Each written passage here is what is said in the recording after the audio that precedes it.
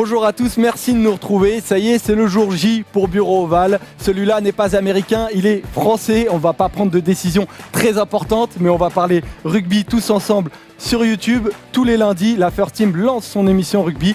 Et avec moi en plateau, tous les lundis, on va retrouver Luca Bortolotto. Comment vas-tu ?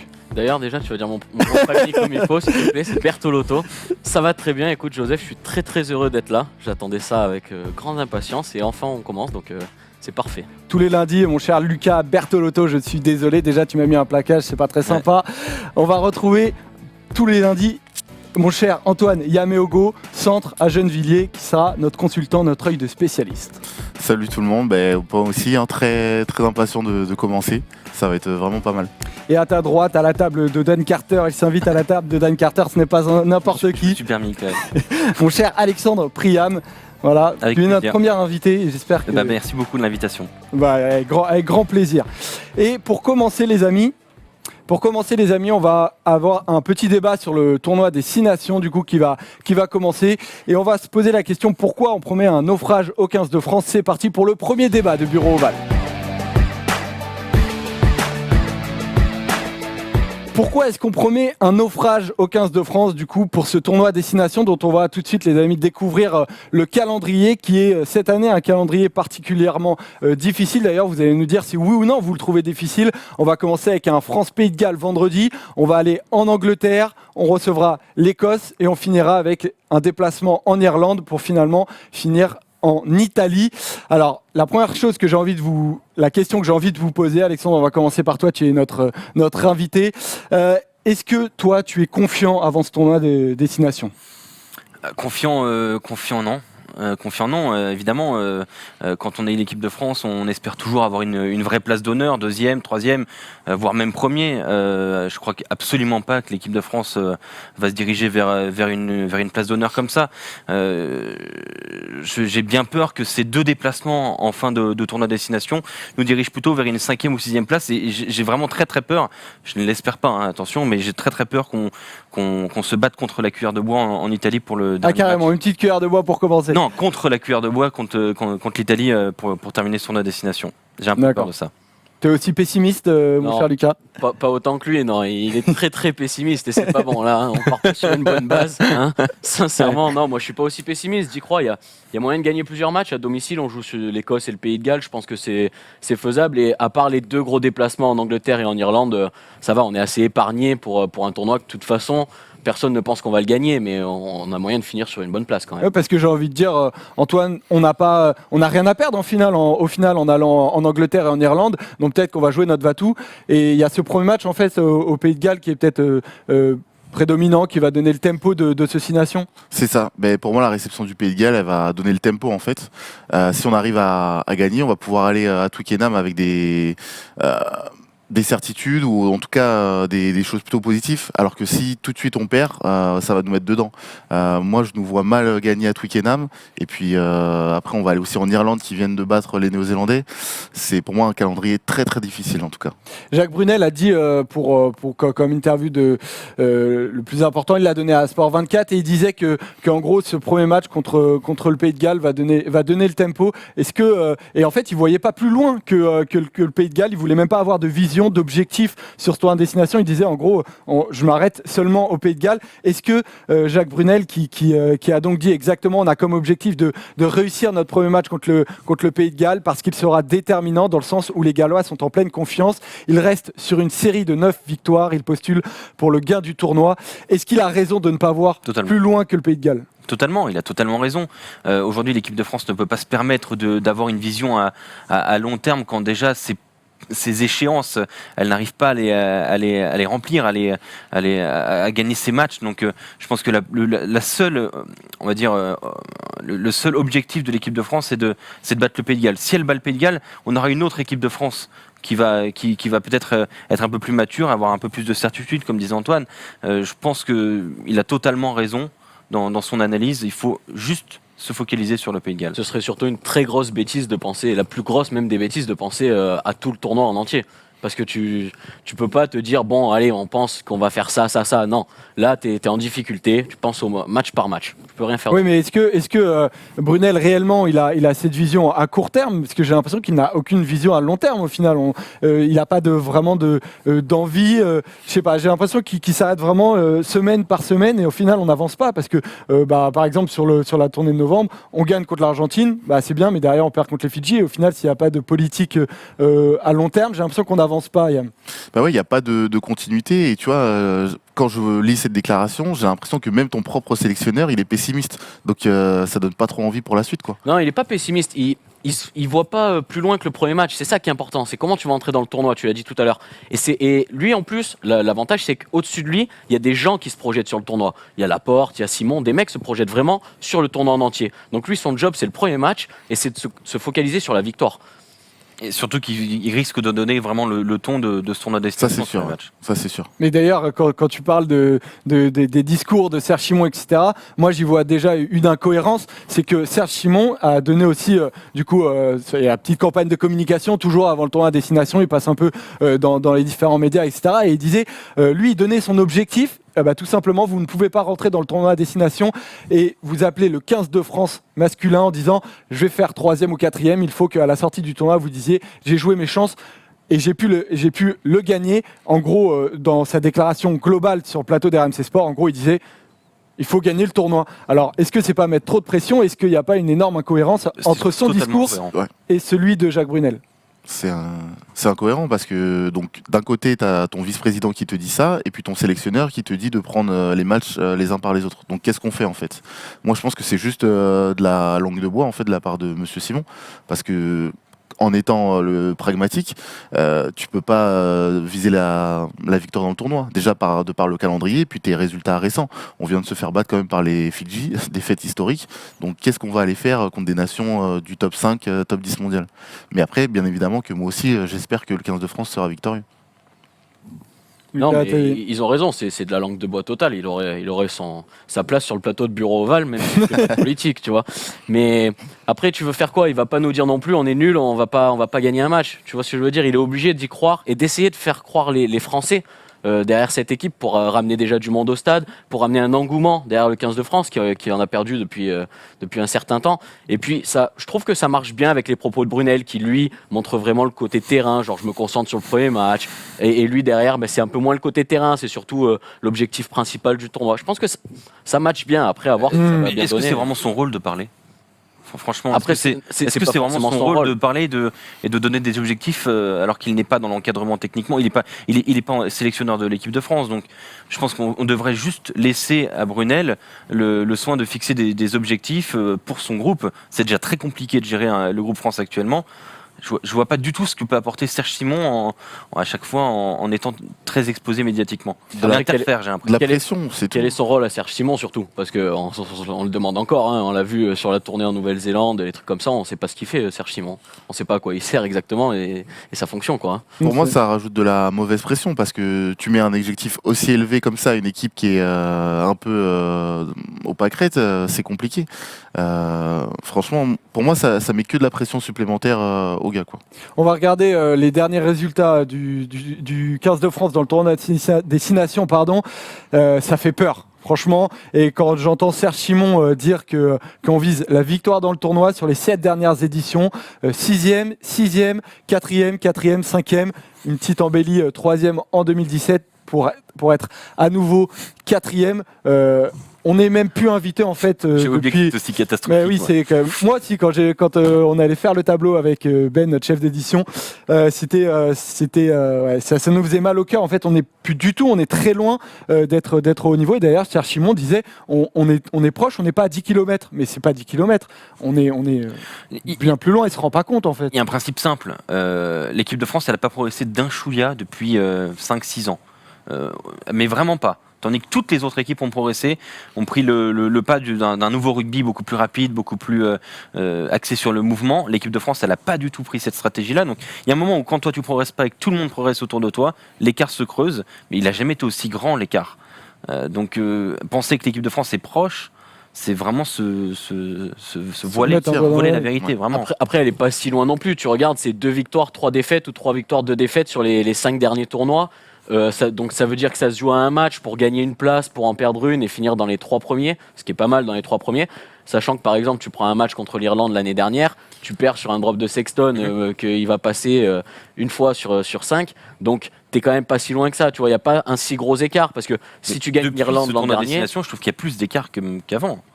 Depuis un an, en un an, je trouve qu'on a pris un retard considérable. Bah c'est sûr, même tu vois l'année dernière, on perd 14-13 au Pays de Galles justement notre premier adversaire, donc ça veut dire que ça se joue à rien. Mais on n'a pas de joueurs de classe mondiale comme ont par exemple les Gallois avec Alpeni, Sexton justement. Nous on sait pas qui on met en 9, on sait pas qui on met en 10. Les centres ça bouge tout le temps. Les piliers là on est obligé d'appeler le 4e, le 5e choix. C'est l'équipe de France, c'est compliqué là, depuis quelques années.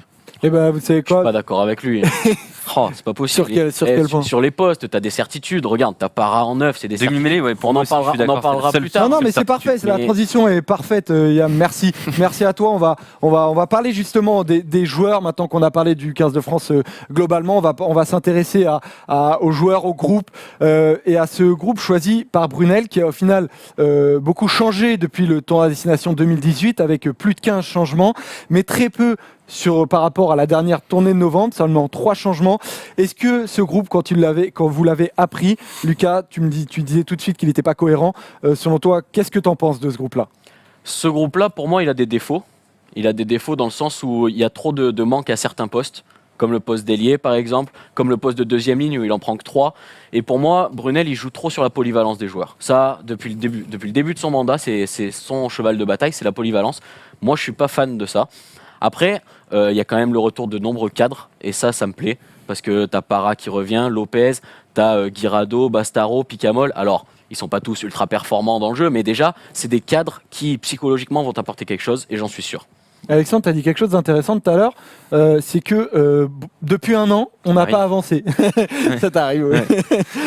Depuis un an, on n'a pas avancé. Les choix de Brunel, selon toi, ne sont pas les bons. Je pense que ce ne sont pas les bons. Jacques Brunel s'appuie, donc on l'a dit, vraiment sur ce qui s'est passé pendant la tournée, pendant la tournée de novembre, pendant les tests de novembre. On peut pas s'appuyer sur ce qui s'est passé pendant les tests de novembre. Enfin, vaut mieux pas. Vaut mieux pas. Non, mais c'est inquiétant quand même. C'est-à-dire qu'on s'appuie sur un échec. Alors, je comprends l'idée. C'est d'avoir une réaction collective. C'est-à-dire que parler à ces joueurs-là en leur disant voilà, vous avez perdu contre les Fidji, mais on va battre le Pays de Galles. Leur faire reprendre confiance. Mais après, il y a eu un beau match contre l'Argentine quand même. Ouais, voilà, là tu te bases sur le dernier match contre les Fidji. Il y a eu 2 matchs avant les Fidji, un que tu gagnes contre l'Argentine et un contre l'Afrique du Sud où tu t'es censé gagner, tu le perds à la dernière minute. Il y a trop de matchs que tu es censé gagner en fait. Deux nations ultra émoussées, je suis d'accord, et trop de matchs que tu es censé gagner, mais déjà il y a des bonnes choses à retenir de ces matchs-là, tu vois. Tu peux pas tout laisser tomber sur cette tournée. Il y a des bonnes choses à retenir. Après, c'est sûr que le dernier match contre les Fidji, il a oublié. Mais les 2 matchs d'avant, pour moi, il y a des choses à retenir. Il y a des points importants qu'il faut utiliser pour composer sur ce 6 nations. Je rebondis sur la polyvalence, mais c'est terrible. Quand on voit que Gelfico est appelé en tant que 3 Carrel, Damien Penaud aussi, alors c'est un peu différent. Bernard Leroux est appelé en tant que 2e ligne, Fabien Sanconi est donc appelé pour remplacer Bernard Leroux en tant que 2e ligne alors qu'il ne joue absolument jamais 2e ligne. Il y a un moment où les joueurs... Gelfico aussi qui va jouer ailier alors qu'il descend pour sa transfert. Il y a 15 postes, il y a des postes dans le rugby, il y en a beaucoup. C'est d'ailleurs tout le charme de ce sport. C'est incroyable quand même qu'on ne mise pas sur le côté spécialiste de certains joueurs. Gelfico en 2e centre, c'est un spécialiste de ce poste-là et c'est un des meilleurs du monde. Justement, toi qui es centre du coup à Gennevilliers, est-ce que souvent ça t'arrive de jouer ailier, de jouer centre ? Est-ce que c'est une transition qui se fait facilement ? Oui, bon après moi j'évolue pas au même niveau, donc du coup c'est peut-être un peu plus facile, mais effectivement c'est aussi intéressant d'évoluer à plusieurs postes parce que ça te permet d'avoir un recul sur le jeu, tu vois. Mais là, on est quand même en équipe de France, on est censé avoir les spécialistes à leur poste, tu vois, parce que là, on joue des vraies compétitions, etc. Donc oui, moi je trouve ça pas possible. On prend quelqu'un comme Aldrit, il est censé être numéro 8, mais il joue 7 en club parce qu'il y a Victor Vito qui est indéboulonnable, c'est sûr, en 8. Mais donc du coup, quel message t'envoies en fait ? Tu prends un mec qui est censé jouer à un poste et qui finalement, en club, il n'est pas habitué à évoluer dans ces conditions. Donc du coup, qu'est-ce que ça va donner en sélection ? T'es censé être en équipe de France, t'es censé être le meilleur à ton poste, et au final, c'est même pas le cas. Donc là-dessus, ouais, c'est pas normal, moi je trouve. Mais c'est ce qui prouve qu'aux yeux de Brunel, il y a trop peu de candidats au 15 de France actuellement. S'il les fait jouer à ces postes-là, c'est-à-dire qu'à l'aile ou en 8, pour lui, il n'y a aucun joueur qui peut prétendre qu'à le niveau international. Donc c'est quand même terrible. C'est un constat terrible de notre rugby où on se rend compte qu'en fait, on est obligé de faire jouer des joueurs pas à leur poste, on va dire, de base, parce qu'il n'y a personne, en fait. Il y a juste personne. On n'a pas le réservoir. Encore pire, c'est que y a des postes où il y a un énorme réservoir, comme le demi de mêlée, comme le talonneur, et il y a des postes comme ça où t'en as pas. Et là, c'est encore pire parce que tu te dis, mince, faut faire quelque chose, quoi. Tu peux pas rester avec 12 demi de mêlée de très haut niveau et un numéro 8 qui est bon et pas les autres. Donc, ça, c'est le défaut du top 14 en fait. On a des bons jeunes, comme là on vient d'avoir une génération moins de 20 qui est champion du monde, et ils jouent très peu ou alors ils sont pas appelés. Il y a des joueurs comme Barassi à Lyon qui joue, qui est bon. Ozel, il y en a, c'est sûr.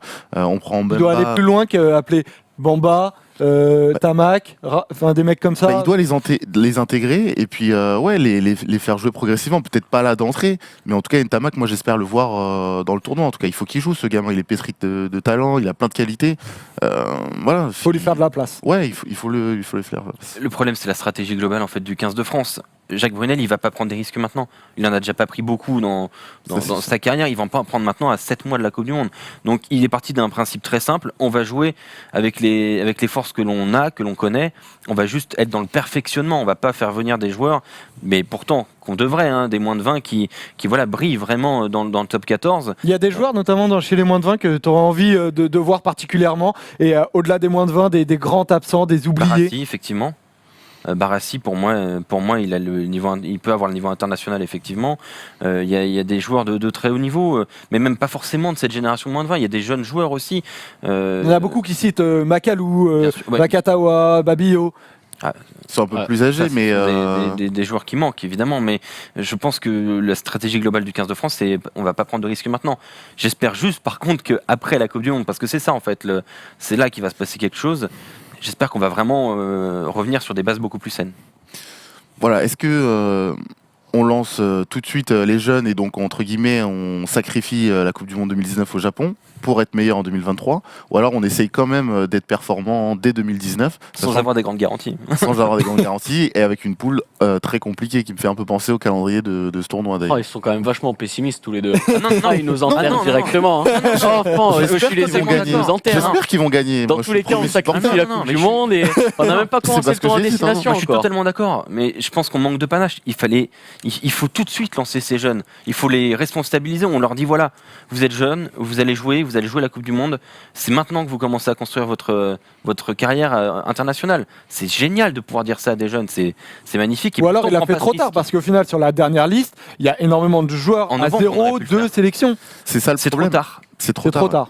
Tu peux pas le faire sur un grand tournoi. Surtout que c'est une transition difficile à faire. Mais tu peux pas le faire sur un grand tournoi. Il faut le faire sur des tests. Et le problème, c'est que sur les tests, on l'a vu avec Bamba, c'est qu'il l'appelle pour le faire jouer 10 minutes le dernier match. Tu vois, et ça, c'est totalement incohérent. Parce que le jeune, tu lui donnes quel message quoi? C'est je t'appelle, je t'ai pas fait jouer, je te fais rentrer 10 minutes le dernier match, histoire de dire t'as une sélection et comme ça tu reviens, t'es content. Alors que pas du tout. Si tu l'appelles, faut que tu lui laisses sa chance. Là, j'espère qu'il va le faire. Même si ça va être compliqué, notamment pour Ntamak au centre, d'avoir une place de titulaire avec le monde qu'il y a, tu vois. Mais on peut toujours y croire. Il y a certains matchs où il peut un peu faire tourner suivant l'évolution des premiers matchs, quoi. Et en tout cas, au moins, il est dans le groupe, donc il va pouvoir commencer à un peu assimiler les systèmes, à voir un peu ce que c'est Marcoussis, même s'il connaissait avec les plus jeunes. Voilà, qu'est-ce que ça fait d'évoluer à ce niveau? Moi, c'est l'exemple de Boden Barrett. Au début, il jouait pas avec les All Blacks. Il y avait Carter, il y avait Cruden et il y avait Slade. Mais de ces trois joueurs, il a pu tirer les bénéfices et beaucoup d'expérience à force de communiquer, voir comment les autres faisaient à l'entraînement, etc. Et puis maintenant, c'est le double, enfin 2 fois meilleur joueur du monde. Mais au début, il n'a pas été lancé tout de suite dans le grand bain, mais il était là, il s'est aguerri au fil du temps. Mais au moins, on l'a appelé.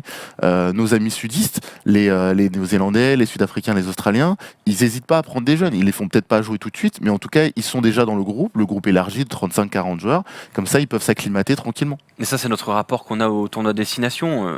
Dans les nations du Sud, être dernier dans le Four Nations, c'est pas grave, quoi. Si on a lancé des jeunes et qu'on leur a fait confiance, c'est pas grave. Aujourd'hui, moi, on me dit, voilà, on va faire venir tous les jeunes qui ont un fort potentiel et on a une cuillère de bois. Pas grave. Mais pas grave, il n'y a pas de descente montée, c'est pas grave. On a le droit d'être dernier en construisant quelque chose, quoi. Au moins, on construit quelque chose. Qu'on soit 4e avec un groupe émoussé, ça m'intéresse pas. Ah ouais, donc on a le droit d'être dernier. Si on construit quelque chose, on a le droit d'être dernier. Derrière l'Italie. On a le droit. Derrière l'Italie, qui est vraiment une nation très très faible. Hein, ils ont réfléchi à la remplacer par la Géorgie, pour te dire.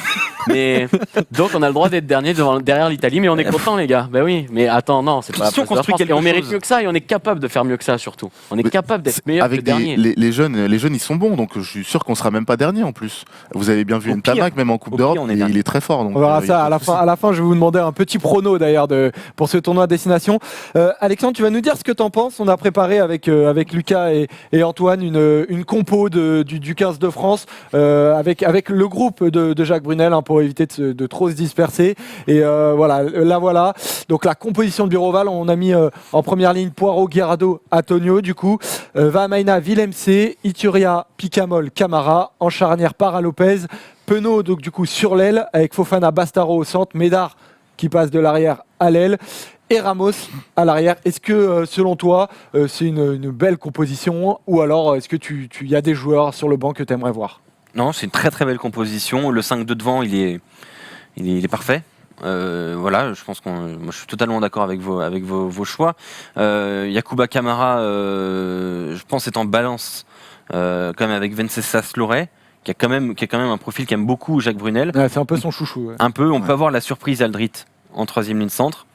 Ça peut être une véritable surprise, mais c'est pas improbable. La charnière Lopez, Para, il n'y a pas trop de débat. Je pense que dans la ligne de 3/4, on va dire l'inconnu, ça va être le positionnement de Maxime Médard, à l'aile ou à l'arrière. Mais je pense qu'il sera quand même titulaire. Et le positionnement de Gaël Ficou aussi, à savoir s'il préfère l'utiliser à l'aile ou au centre, sachant que s'il l'utilise à l'aile, il sera officiellement il a été pris comme ailier, Gaël Oui, Ficou. Voilà, mais après, moi, bonne décision selon toi ou pas? Non, pour moi non. Déjà, tu peux pas l'utiliser en ailier. Le mec joue au centre, c'est un 3/4 centre. Il brille avec le Stade Français à ce poste-là. Il brille avec le 15 de France, notamment contre l'Argentine, à ce poste-là. Tu peux pas t'en passer. Pour moi, il est indéboulonnable.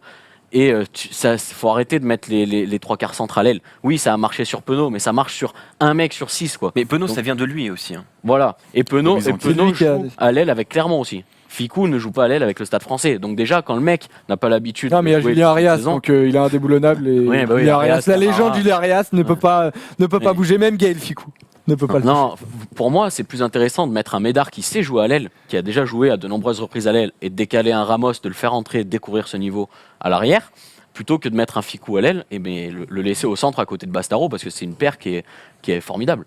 Voilà la Excellent compo, buteur en plus, Ramos, donc ça pourrait décharger un peu la charnière sur ce rôle. Et sur le jeu au pied derrière. peut-être. Si Lopez il a pas buté, peut-être qu'il peut se concentrer que sur le jeu, pareil pour Para, et en plus ils vont avoir du boulot à mon avis les deux, donc En fait, ça va être une question de philosophie si on met Ramos ou Médard. Médard, ça va être pour essayer de relancer quelques ballons, d'avoir un peu d'activité dans la ligne de 3/4. Ramos, si on a envie d'occuper le terrain, c'est évidemment le joueur qu'il faut faire D'accord. jouer derrière. Voilà, il va y avoir beaucoup de questions autour de ce France-Pays de Galles qui va être donc le premier match du tournoi à destination.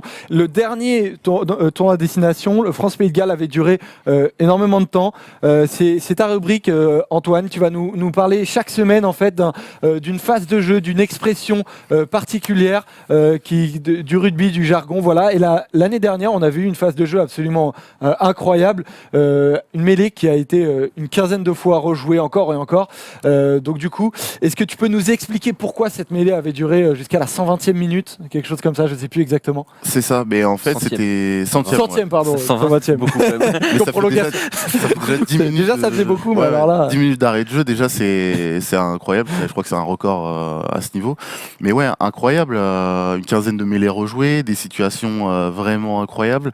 On est en fin de match, c'est ça? On est en fin de match à la 79e minute. Il reste donc une minute de jeu normalement. Et donc l'équipe de France est à 5 mètres de la ligne, comme on le voit sur les images, avec une mêlée pour elle. On voit que les liaisons, déjà, elles sont un peu ranque-ballantes, on va dire. C'est un bel édifice. Et donc c'était Wayne Barnes qui était au sifflet, et donc Wayne Barnes il va pas prendre ses responsabilités, donc 2-3 fois les mêlées sont à rejouer, il donne pas de pénalité, il donne un bras cassé, donc c'est un coup franc, Voilà, on un coup appelle ça. franc. Il y en a beaucoup qui devant leur télé ne savent pas vraiment ce que c'est un coup franc en fait. On connaît la pénalité, bras levé. Voilà. Le coup franc, c'est quoi exactement un coup Mais en franc? fait le coup franc c'est, on va dire, une demi-pénalité, c'est tu peux pas taper au poteau, donc tu as 3 options, soit tu joues à la main, soit tu reprends une mêlée, ou alors... c'est une petite faute. Voilà, c'est ça, c'est une petite faute. Mais alors qu'à ce niveau-là, et surtout vu la philosophie du match et l'action... Et voilà Wayne Barnes qui a l'air tout pâle d'ailleurs, qui se demandait peut-être où il est pas était. bien du tout. Je crois qu'il est pas bien.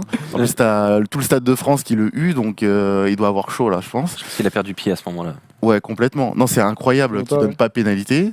Bon. Donc les Français se mettent à jouer, il y a 5-6 temps de jeu qui sont évidemment stériles. Comme les Gallois se mettent à la faute, il me semble que c'est un hors-jeu, du coup on revient à une pénalité. Les Français rappuient en mettant une autre mêlée, donc là on doit être à la 8e mêlée à peu près.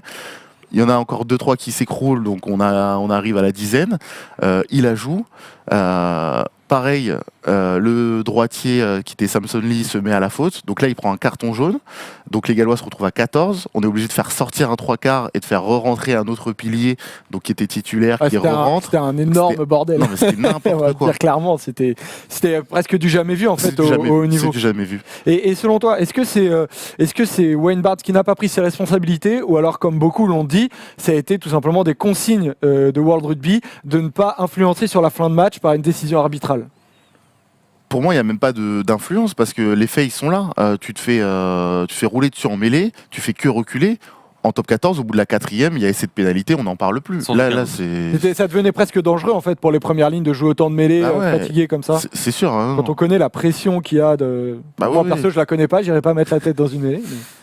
Moi non plus, j'évite en général. Mais non, mais c'est incroyable. Et là, c'est clairement Wayne Barnes qui a pas été bon. Ça, c'est clair. Et finalement, ça s'est terminé par un essai de Chouli. Voilà, après une série de pick and go, il arrive à aplatir. Mais on était à la 100e minute, quoi. C'est incroyable. Alors, on est à 99-55. Je trouve ça intéressant d'être revenu sur cette phase de jeu parce que pour moi, ça va être l'élément de ce premier match. Ouais. Ça va être la conquête. Ouais. Ça va être vraiment le point à gérer sur ce premier match parce que le Pays de Galles s'appuie vachement sur son 8 de devant, que ce soit en touche ou en mêlée. C'est vachement le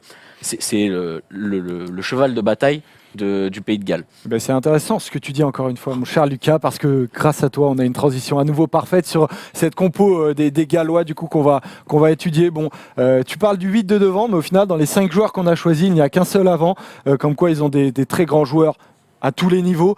Et dans ce 5 qu'on a choisi, en gros, on a choisi un petit top 5 des meilleurs joueurs gallois pour éviter de parler de tous. Et le premier joueur qu'on a choisi, c'est Halloween Jones, donc le capitaine du Pays de Galles. Alexandre, pourquoi est-il si important et comment est-il devenu si important, ce deuxième ligne qui joue aux Ospreys, 33 ans, et qui arrive aux 120 sélections? C'est l'âme de cette équipe, en fait. C'est l'âme du Pays de Galles, c'est l'âme de cette sélection. C'est un joueur extraordinaire. Qui fait d'ailleurs, je pense, un peu plus qu'1m90, qui est vraiment, qui a un monstre physique, qui a un monstre de charisme aussi. C'est vraiment l'âme, c'est un immense joueur, vraiment un immense joueur. 120 sélections à 33 ans.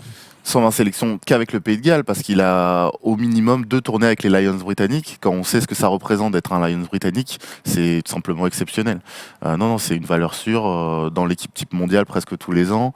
Un grand monsieur du rugby gallois. Et il arrive très frais, hein. Il a joué que 8 matchs depuis le début de la saison. Tout à l'heure, Antoine parlait de joueurs au niveau international qu'on n'a pas forcément dans le 15 de France. Bon, j'étais pas très d'accord avec lui. Là, par contre, ça, c'est un niveau de joueur international que le Pays de Galles a vraiment. Tu vois, ils peuvent s'appuyer sur lui. C'est une valeur sûre. Après Halloween Jones, du coup, on passe directement à la charnière avec un chef d'orchestre qui est Dan Biggar.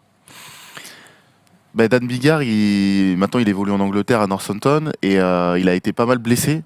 Donc là, moi, je pense qu'il faudrait plutôt aller chercher sa zone, notamment avec Bastaro s'il joue, parce qu'il est un peu en demi-teinte en ce moment. Je ne sais pas si vous avez vu Clermont-Northampton, un match exceptionnel avec 13 essais. Il n'avait pas été très bon, un peu en dedans. Quand on sait qu'Alf Penny va être blessé aussi, il va sûrement buter, donc une pression supplémentaire. Donc à mon avis, Dan Biggar, il faut lui mettre la pression. Totalement. Après moi, j'y crois pas forcément à la pression. C'est un joueur quand même pareil, de très haut niveau. Je pense que s'il il est capable de sortir un grand match, même s'il a été blessé, même s'il est un peu moins bien, il est capable de sortir un grand match et de nous faire très mal. C'est un peu le Finn Russell du Racing, tu vois. C'est un peu le même style de joueur, c'est-à-dire qu'il va connaître des périodes en dedans, mais par contre, dans sa période en dedans, il va te sortir un match exceptionnel. et ça m'embêterait que ce soit contre nous. Il y a des joueurs qui sont forfaits dans ce 15 gallois. Tu parlais notamment de Leifas Penny, de Faletao qui ne sera pas là, donc ils ne sont pas malheureusement dans notre top 5. Mais comme quoi, malgré le fait qu'ils ne soient pas là, il y a quand même de grands joueurs. Avec un ailier qui marque énormément, c'est George North. Les ailes galloises, Antoine, sont très très importantes. Carrément, je rajouterais aussi un petit nouveau qui est Steph Evans, très bon joueur. Non, George North, c'est pareil, c'est un Lions britannique.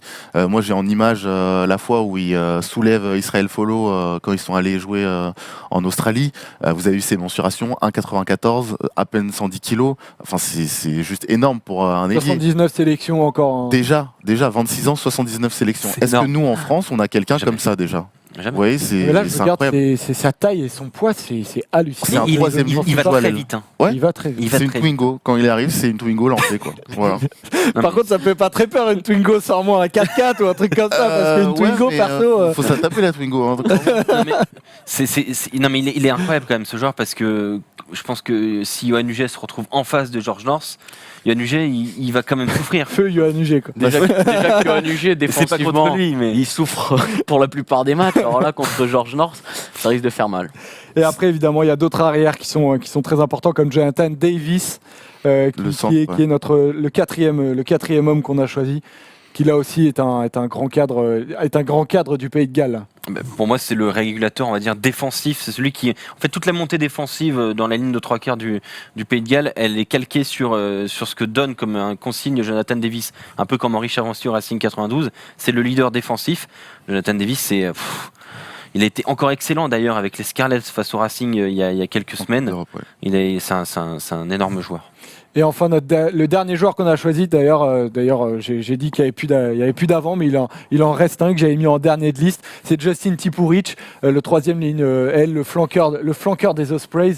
Il fait partie de cette troisième ligne qui est redoutable en fait chez les Gallois. C'est toute la troisième ligne qui fait mal chez les Gallois. C'est Tipuric, c'est Turnbull, c'est Navidi, c'est Moriarty.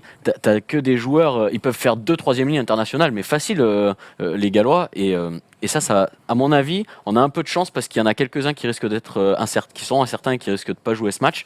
Mais ça va être compliqué quand même de se sortir des griffes de ces joueurs-là qui sont d'excellents gratteurs, qui sont excellents en mêlée, qui sont excellents en conquête, en touche, comme je disais tout à l'heure. C'est leur cheval de bataille, quoi. Ils sont parfaits là-dessus. Nous, on l'a vu sur le match contre les Fidji, on est un peu moins bien en conquête, on a été un peu moins bien. Donc va falloir être solide sur ces phases de jeu-là. Pour moi, c'est un peu l'héritier de Warburton, l'ancien capitaine qui a malheureusement dû arrêter sa carrière pour cause de blessure. Parce que comme tu le disais, Lucas, il est capable de gratter, il plaque bien, il se déplace, il parcourt une dizaine de kilomètres par match. Enfin, un Tipuric, c'est vraiment le troisième ligne de rupture. C'est le lion avant 3/4. Exactement, c'est ça. Et vous l'arrêtez, vous faites très très mal au Pays de Galles. Il y a ce grand monsieur qui n'est pas dans le top 5 gallois, mais qui est Warren Gatland, le sélectionneur du Pays de Galles depuis plusieurs années désormais. Typiquement, on est dans une sélection et une fédération qui a choisi son sélectionneur, qui lui a laissé du temps, qui lui a laissé se développer, 2 grands chelems à son actif. Là, on est sur un CV très important et même un guide en fait de cette équipe qui progresse petit à petit, qui est désormais troisième au World Rugby. C'est un des meilleurs sélectionneurs du monde, évidemment. Warren Gatland, il a apporté au Pays de Galles une sorte de constance et d'exigence de très très haut niveau, parce que le Pays de Galles, il ne faut pas non plus l'oublier, mais il y a 15 ans de cela, c'était une équipe qui était vraiment en très grande difficulté. Ouais, ils reviennent de loin. Et vraiment, dans le début des années 2000, on ne pouvait jamais perdre, nous, la France, contre le Pays de Galles. On ne perdait jamais contre ces Gallois. Il y a eu plein de choses qui sont arrivées. Il y a eu l'arrivée du Millennium Stadium qui a fait aussi quelque chose dans cette équipe du Pays de Galles, et puis Warren Gatland qui est vraiment le socle de cette sélection. Il est arrivé il y a presque une dizaine d'années, après une Coupe du Monde complètement ratée des Gallois en 2007 en France, où ils sont sortis par les Fidji en poule. Donc là, c'est pareil. Et là, ils lui ont laissé sa chance. Carrément. Et donc, c'est toute cette génération, dont les joueurs que vous avez cités, la génération qui est née en 88, donc Warburton, Faletao, Davis, etc. Donc, ils sont arrivés, ils avaient 20 ans, ils n'avaient pas de cap, donc au début, ils se faisaient un peu rouler dessus. Mais par contre, là, maintenant, ils arrivent entre 60 et 80 sélections, et c'est eux qui nous roulent dessus, parce qu'ils ont eu le temps de s'installer tranquillement, progressivement. Est-ce que nous en France un jour on va pouvoir ouais carrément, est-ce qu'on va pouvoir avoir un sélectionneur qui fait 2 mandats? On a eu Bernard Laporte et on a vu que ça marchait bien parce qu'il a eu le temps de mettre en place ses idées avec un groupe étoffé qui s'est élargi au fur et à mesure, et donc moi je pense que c'est la solution qu'il faut qu'on fasse en France. Après Gatland, quand il est arrivé, on lui a donné toutes les clés pour réussir, on lui a tout dit, on lui a tout donné, on lui a dit tu te débrouilles et tu fais quelque chose. Il a réussi. Est-ce que Brunel par exemple, quand il est arrivé, on lui a dit tu prends tout, tu te débrouilles, tu fais quelque chose? Mais voilà, je suis pas sûr que ce soit la même situation. Il y a ça, et puis il est dans un système au Pays de Galles où il y a des clubs qui sont au service de l'équipe nationale aussi. Que 4 clubs surtout. Voilà, il n'y a que 4 clubs. C'est des provinces. Effectivement. Voilà. C'est pas le même système. En France, on dit au sélectionneur, voilà, t'as ta carte blanche. En fait, il a carte blanche à Marc aussi, mais en dehors, il a plus aucune autorité. Donc c'est un gros problème. Pour terminer cette émission, cette première de Bureau Oval, les amis, je vais vous demander justement, est-ce que ce Pays de Galles, selon vous, peut gagner le tournoi? Lucas, et si ce n'est pas le Pays de Galles, qui ce sera? Non, pour moi, c'est pas le Pays de Galles. Ah, on n'est pas d'accord déjà. Non, pour moi, c'est pas le Mais Pays de Galles. Mais je note tout, les amis, je note tout, et à la fin du tournoi, on va bien rigoler, je pense. C'est pas le Pays de Galles qui peut gagner ce tournoi pour moi. Il y a une seule nation qui est vraiment au-dessus des autres depuis maintenant plus d'1 an. C'est l'Irlande, quoi. Pour moi, il n'y a aucun doute. Et ça va être l'Irlande qui devrait remporter ce tournoi assez. Donc l'Irlande premier, et l'équipe de France, selon toi? L'équipe de France, selon moi, non, on va pas faire un tournoi si horrible que ça. Moi, j'ai confiance, contrairement à mes deux partenaires de jeu. Moi, j'ai confiance en l'équipe de France. Je pense qu'on peut gagner nos 2 matchs à domicile et même le dernier en Italie. Donc finir 3e. Avec 3 victoires. Ouais, donc on va donner 3 victoires parce qu'après, on ne sait pas vraiment, avec 3 victoires, si on finit 2e, 3e, on ne sait, ou 4e même des fois, on ne sait pas. Moi, cher Alexandre, quel est ton pronostic? Moi, je vois Irlande ou Pays de Galles, et je pense que d'ailleurs, ce sera la confrontation Irlande-Pays de Galles qui va tout déterminer. Je vois l'Angleterre un cran en dessous, toujours en construction perpétuelle, mais pour moi, ça va être le Pays de Galles ou l'Irlande. Moi, je vais encore. Et le 15 de France, parce que du coup, tu n'oses même pas dire. Non, le 15 de France, sincèrement, et ça m'embête de le dire, mais je pense qu'aujourd'hui, le 15 de France n'a pas les certitudes de l'Écosse. Donc je les vois 5e, voilà, sincèrement. D'accord, ok. Moi, je vais miser sur un autre cheval. Je vais miser sur nos ennemis anglais. Ah mon Dieu. Ouais. Bon, il reviendra il sera là que sur la première de Bureau Oval. Bureau Oval, les États-Unis. Parce qu'en plus, la prochaine émission, ce sera justement sur les crunchs, parce que le deuxième match est France-Angleterre. Ben voilà. Si tu commences à défendre la perfide Albion, ça va pas être possible. Je regarde les matchs. Tu vois, en novembre, ils perdent de peu contre les Néo-Zélandais. Ils ont des joueurs comme Vunipola qui vont rentrer, et crois-moi que ça va être autre chose. Ils ont Itoge, je sais pas si vous avez vu les matchs de Coupe d'Europe, qui a été monstrueux. Voilà, eux en fait, ils ont eu beaucoup de blessés ces 2 dernières années. Et donc du coup, ils ont étoffé leur effectif. Ils ont pris des 3e, 4e choix qui se sont révélés déjà très très bons. Et là, il y a le numéro 1, voire le numéro 2 qui rentre. Donc qu'est-ce que ça va être?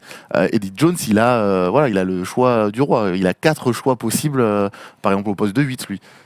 Et on va avoir le temps. Donc moi, je mettrais les Anglais. Les Français, je serais peut-être un peu moins pessimiste que Alex, par exemple. Allez, avec un bon match contre les Gallois, peut-être 3 victoires. Mais 3 victoires, voilà, ouais. Tu vois que t'es optimiste. Au final, il a le même pronostic que toi. T'as réussi à le convaincre. Voilà, c'est ça. En fait, je dois être méchant alors. Hein. Non. Il y a quand même des bons joueurs. Tu vois, il y a quand même des bons joueurs. On peut pas quand même leur cracher dessus. On va découvrir ça, du coup. Bien sûr. On va découvrir ça. Merci Alexandre d'avoir été notre premier invité de Bureau Oval. Tu vas reprendre, tu vas commenter là le top 14 sur Eurosport, c'est ça? Tu fais la Pro D2 sur Eurosport, et puis beaucoup de top 14 du côté avec des petits doublons qui font. Ouais, de Sud Radio aussi, donc voilà. Ok, merci Lucas, merci Yam, et on se retrouve du coup dès la semaine prochaine pour le débrief de France Pays de Galles et une vue sur le crunch, le match le plus important de ce tournoi destination. Ciao.